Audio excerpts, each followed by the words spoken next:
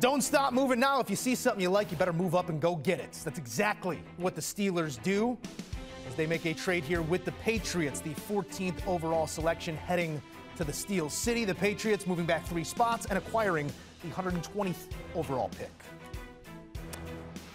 And with that pick, the Georgia pipeline is in full flow. Bulldogs tackle Broderick Jones heading to the Steelers with that 14th pick, the 2-time national champ and first-team All-American, just about spotless a season ago, allowing no sacks and only 8 pressures all season. He now stands tall in protection of Kenny Pickett. There's a little story being told here during the draft day. If you want to go to the next level, go play football at Georgia. Another Georgia piece off the board here. We're going to go to Pete Prisco for the grade. Pete, it's the tackle this time. So much defensive talent coming out of Georgia, but we can't forget this top-tier talent at tackle here. Now a Pittsburgh Steeler. How do you like it? Yeah, when you look at what the Steelers needed to do, they said all offseason they have to upgrade their offensive line. There was rumors they were going to trade up. They did just that, and they got the last really star tackle, or at least projected star tackle in this draft, in Broderick Jones.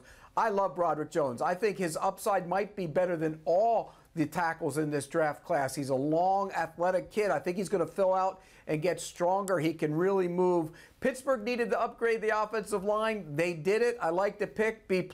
It's a B+ from Pete. We are back in studio, and I will defer to the Steeler himself, Bryant McFadden. You gave out just a little bit of a guttural, emotional sound there. It sounded like a good one, but we must confer. How much do you like this piece here? I'm excited. Okay. A+ for me. Okay. I mean, Pete, he's dead on in regards to improving in the offensive line. Via free agency, they really bulked up interior-wise, but now it's about adding more talent to protect the blind side of your young quarterback in Kenny Pickett. If you look at where the board was in regards to the draft, moving up a few spots just to surrender a 4th rounder for a guy that probably was not going to be there, because the Jets, clearly we heard they had their eye on Jones as well. Knowing that the Jets were picking before the Pittsburgh Steelers, they did some good business, not bad business, some real good business with the Patriots to be able to get their, for sure, surefire left tackle moving forward.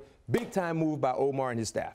Yeah, and the thing is, B-Mac and I did a Steelers 7-round mock draft, and B-Mac went Darnell Wright in the 1st round. He was looking at offensive line help. And I'll add to that conspiracy theory, because I had heard that the Patriots like Lucas Van Ness. He goes to pick before to the Packers. And the Patriots said, all right, we're going to trade down, but we'll take him for a 4th-round pick because we don't want the Jets, to your point, to get Broderick Jones. The Steelers come up happily and take him.